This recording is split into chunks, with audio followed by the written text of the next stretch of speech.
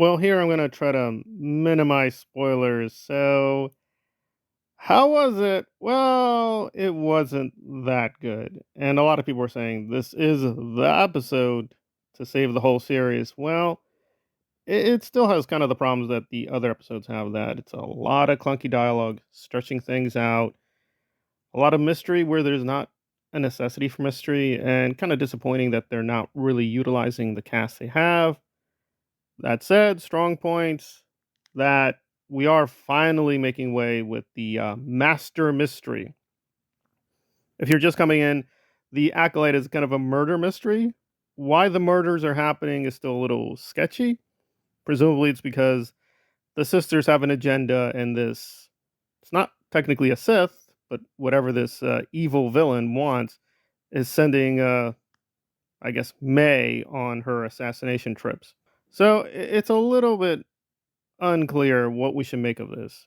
Namely, either we can say that, well, a lot of the episode was walking around and then we get a really good cliffhanger, which is very abrupt, or we can just say that we're just recycling the tropes of the earlier episodes, but at least the ending is promising.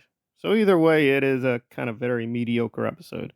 But still, it probably is the strongest episode, so I'll give it a 5.5 out of 10, which is really not good. I think if you're below 6 out of 10, it's not good at all. So why is this causing so much consternation? Well, without spoiling too much, there is a certain prequel figure who shows up, and he is causing a lot of controversy. I don't think there really is a controversy. I also think the people complaining about this don't care about the prequels. In fact, they stated that they think the prequels are pretty bad. So now why they care about the prequels, don't know. But we do get a cameo with a prequel character. So there is that.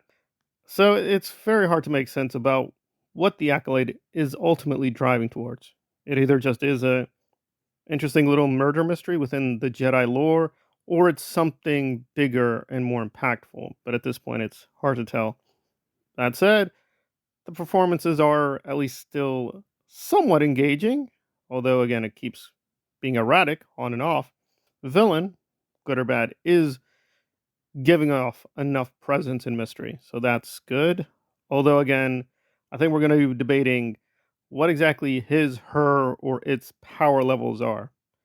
And then on a final note, there is going to be some controversy about some language in the episode that the usual complaints about Disney and agendas and the gay and yada yada yada. I don't think it's too much, but yes, if you pay close attention, you're going to be like, okay, what's the point of that? What's the point of that being in the episode? Extremely mixed bag. I'd say it's more mixed negative. But again, the cliffhanger is strong. It is a very strong cliffhanger. So a lot will depend if episode 5 and the future episodes really unify the whole series. Because today we just have some nice action scenes, some good cinematography here and there, and at least one or two very committed actors, and some nice nods to the prequels. That is about it.